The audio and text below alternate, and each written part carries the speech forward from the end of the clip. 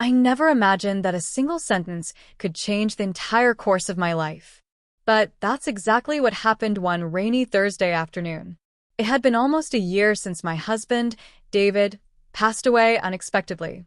David was my rock, my partner, in every sense of the word. We had been married for 23 years, raised a son together, built a small but cozy home, and weathered life's storms side by side. When he died of a sudden heart attack, my world fell apart overnight. Our son, Ethan, was 21 at the time, quiet, thoughtful, and fiercely independent. He had just started his final year of college when his father passed. I encouraged him to stay at school and finish, even though part of me desperately wanted him home. Grief has a way of creeping into every corner of your life. The smallest things, David's coffee mug still on the shelf, the smell of his cologne lingering in the closet, would bring me to my knees. I had learned to mask my pain in front of others, especially Ethan. I thought I was protecting him by being strong. But I didn't realize how much I had been keeping inside until the day he came home. It was a Thursday afternoon, and the rain had been coming down for hours.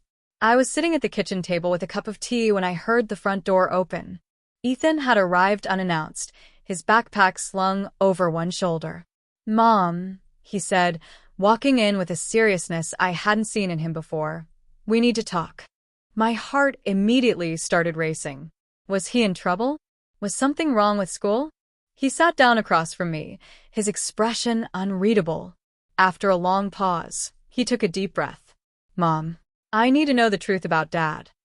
It felt like the air had been sucked out of the room. "What do you mean?" I asked carefully. Ethan's eyes were locked on mine. "I found something in Dad's old desk, letters. Letters you wrote to each other years ago. One of them, it mentioned someone named Michael. You said you hoped David would never find out." I froze. My mind raced back nearly 25 years, to a time when David and I were newly married and struggling. Michael had been an old friend, nothing more than a brief, emotional connection during one of our roughest patches. David had found out back then, we had talked it through, and we chose to move forward. It was part of our history, a painful but resolved chapter. But Ethan had no idea. "Ethan," I began, my voice shaking. "That was a mistake I made a long time ago, before you were even born. Your father knew about it. We worked through it, and we loved each other deeply until the day he died." He looked down at the table, silent. I reached for his hand. "Why are you asking me about this now?" He hesitated, then said something that shattered me in ways I can't fully describe.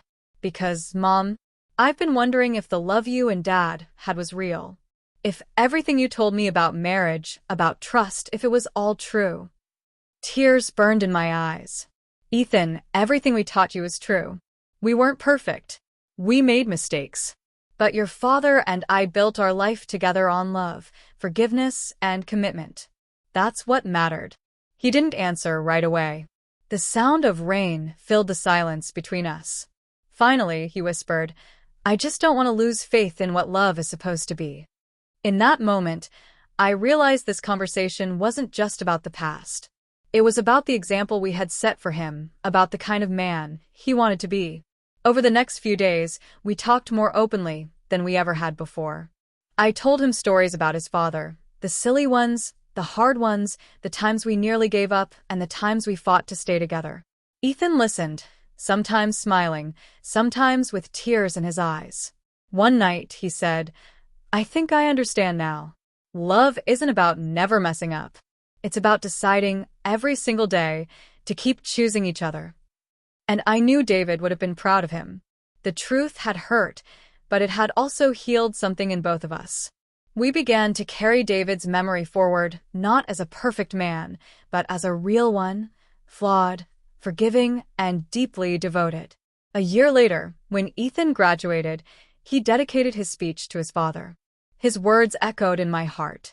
"My parents taught me that love is not about perfection. It's about forgiveness, trust, and the choice to keep standing together, even when the storms come." And I knew then that my son hadn't lost faith in love. In fact, he understood it better than ever.